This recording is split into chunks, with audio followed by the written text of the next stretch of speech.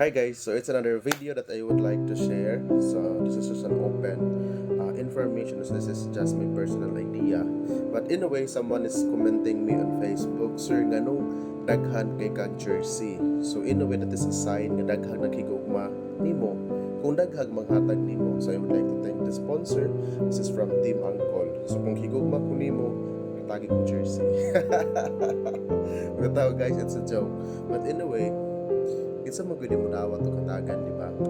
But kanina guys ba, I would like to share an information sa mga taong magsasabi na isa akong bastos, isa akong bobo, isa akong self-centered, isa akong walang awa sa mga driver. So, first and foremost, before I'm going to share an idea, paano nyo po ako na masasabi na nagiging bobo? Please comment on the comment section. Paano nyo po ako nasasabihan na bastos? Paano po nyo ako sasabihan na naging self-centered person? And so on and so forth, di ba? In the very beginning guys, I am sharing an educational video. It is for an awareness and that is for in knowledge sa lahat. Now, there are really customers or riders, or shall I say, people na we could not please. In short, we could not really please people.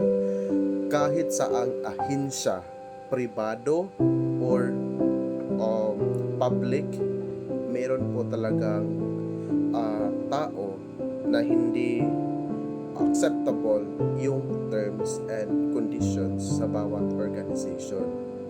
And dito po sa atin guys, no? Dito po sa atin sa Maxim is meron po tayong tinatawag na headquarter. Ano po ba ang tungkulin ng isang cashier? 'Di ba? So, i-share ko lang ito. Ano po ba ang tungkulin ng cashier?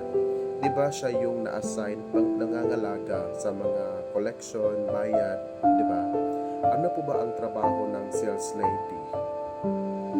Di ba? Yung nag-prepare, nag-accommodate ng mga customers, yung mga ganun, sales nga, anything that can generate is sales. Nagpumasok, hi ma'am, sir, good morning. Ano po sa inyo? Ito po ma'am yung maganda. Ito po ma'am yung bagay sa inyo. That is a customer service or a sales associate. Pero, halimbawa, on that particular day, iisa lang yung cashier. Tapos, nagsi-CR yung cashier nyo. Pwede po bang pasukin ni sales associate or ni customer service yung kahira kasi may magbabayad? Of course, no. Because they have a specific department and they have a specific task. Not unless, disclaimer, not unless merong mga establishmento na maliit na establishmento or paangat na establishmento na all around yung empleyado nila. She could be a sales lady, she could be a janitress, she could be like a sales associate, no? May mga ganon. Kasi wala pa silang enough na pang sahod to have like a complete set of manpower. Pero sa atin kasi guys is departmental. Kami sa Maxim. Iba yung, pero before, ako din po yung naging advertising, ako din po yung naging accounting, ako din po yung naging manager, ako din po yung naging parang case manager or lahat-lahat before. Nung bago pa si Maxim dito, kasi 3 lang kami, 4 lang kami, nagbo-boom naging 6, nagbo-boom naging 10, nagbo-boom naging 15, nagbo-boom naging 20. So ibig sabihin the company is growing, the income is growing, so the manpower also is being added gradually. 'Di ba? So ngayon hanggang dumating yung point na iba yung customer service, iba din yung user support specialist, iba yung quality manager, iba yung accounting, iba yung legal department. 'Di ba? So yun. Ngayon guys, considering that I am from the lower position tapos promoted until such time nagiging head manager ako. So yung mga tao, since nag-start ako sa Maxim is February 2020 and na-promote ako pagka 2021. So pag parang early or late 2021 is nakuha ko yung parang 2022 na siguro. 2022 is na-declare ako as head manager. Kasi matagal din po akong umangat-umangat hanggang na-declare ng head manager, no? Kasi supposedly, si company dito sa office si Maxim is magha-hired sila ng head manager kasi ayoko nga tanggapin yung pagka-head manager. Kasi para sa akin is parang kulang pa yung knowledge ko. Yun. Pero, nung nag-hire sila ng head manager, is sabi ng aming curator is lamang pa daw yung expertise ko or mas knowledgeable daw ako compare sa applicants. So, ibig sabihin, wow, 'di ba? So, ngayon, a lot of people will be judging me like moingon nga bugo ka, kuwang kag inani, dili man kamo akong amo, no? Dili kamo akong amo. Nisalig ang akong amo sa amoa ug dili pud siguro maabot kain ana ka booming ang company ug kaming mga tawo dira is mga tanga, mga bugo or unsa pa. That is why para sa ako sa mindset ba naay tawo nga ingnon nga bugo man siguro ka, they will be crying. Pero sa ako, inan kong bugo, uy, nganong masakitan man ko? Nganong masuko man ko? Kung panglantaw sa tawo sa imuha nga bugo ka, that's only their insight. Moro na ilang panglantaw. Pero ikaw sa mukha alingon is nakahibaw gyud ka kung kinsa ka ug unsa ka. 'Di ba? Kung inon ka gatanga ka, nganong muhila ka? No? It's showing nga weak gyud ka.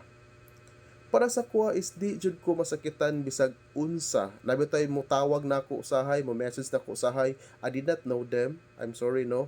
Pero naay uban familiar na ako. Pero napoy uban nga they are so proud of me. Kasabot ko nga daghan kog followers nga wala mo. Sorry. Bitaw guys, joke lang na ha. Daghan kog followers pero makaingon gud ko majority of them kay mga supporter gyud og di jud nato malikayan nga naagyoy tawo nga di moangay nimo. Naman gani igsuon nimo nga di moangay nimo nga imo nang dugo. Unsa paghata nga nakita ta mga gahit at tagbukog, no? So we could not please people really good.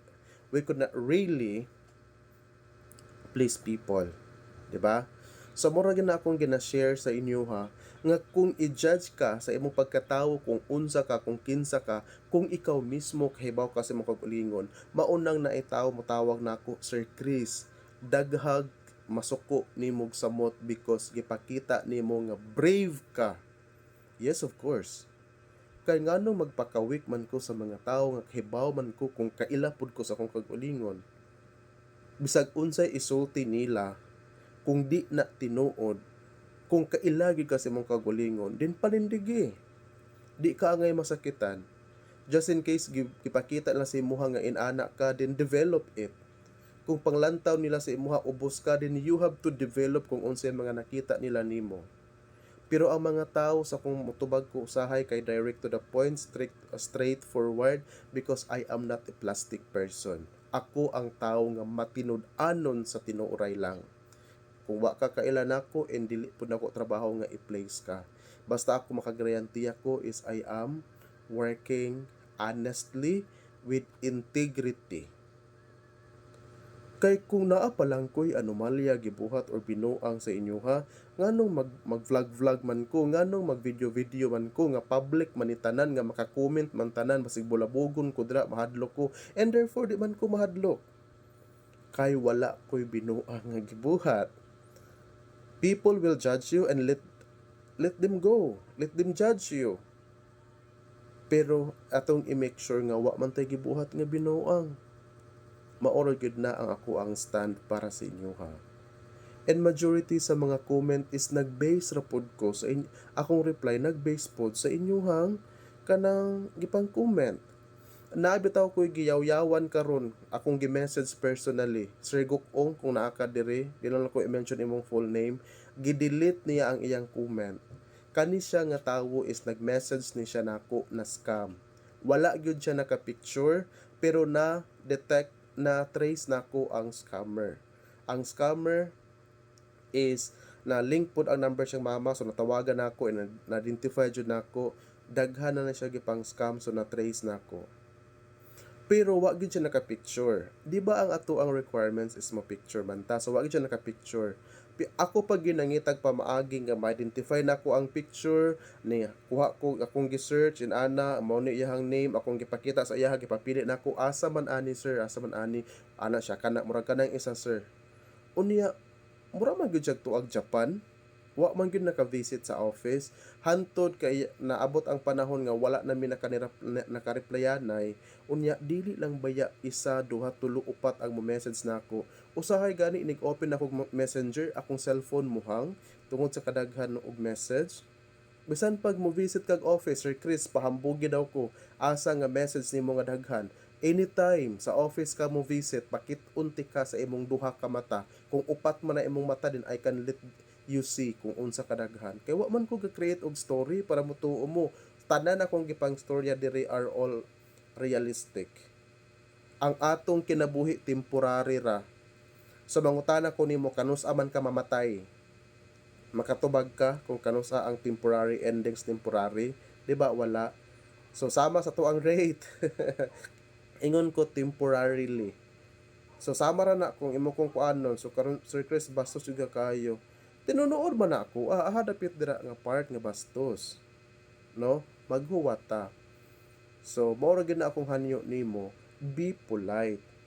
Ayaw pag-assume, unya ni comment pud siya sa mga comment sa tao ni sakay siya nga mga dami account, nakalak man gani ang account kay mga fake account para lang purpose nila mangbulabog.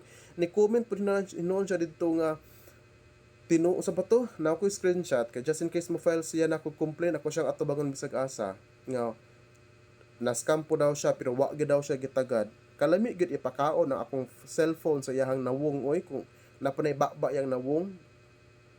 Lami kay ipasok ana yang nawong. Ako gyud siyang giprangkahan nga nalagot ko nimo, nasuko ko nimo, nya gikatawan ko niya. Wa man ko nagjoke-joke sa kong pagpanarbaho, guys. Wala gyud.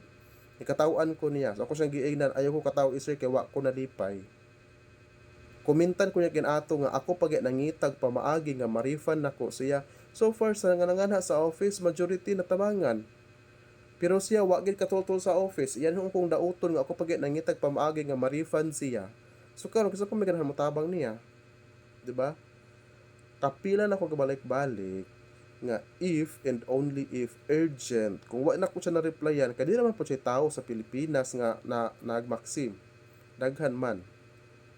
So mora gyud akong problema sa inyo ha. Wala man ko gauna og kuan sa inyo no. Kamo mo nag-assume, mohatag conclusion nga mao ni mauna pero ang ending wa gyud mo gibuhat ang action.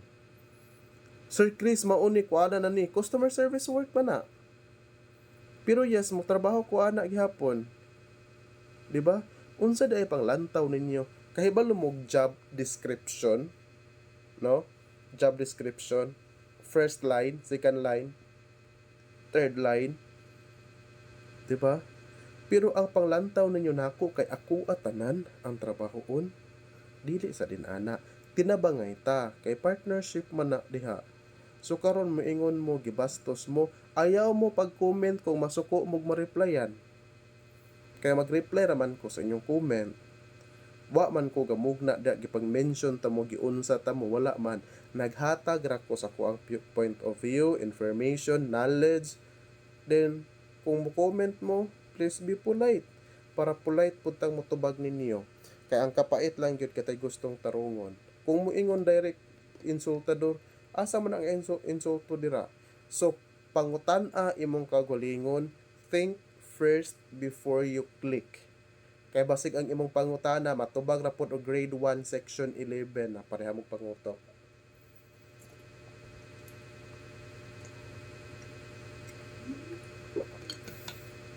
Maura gyud na akong gusto. Maura gyud na walain. Okay? So if namoy pangutanag tarong kay atong tubagon.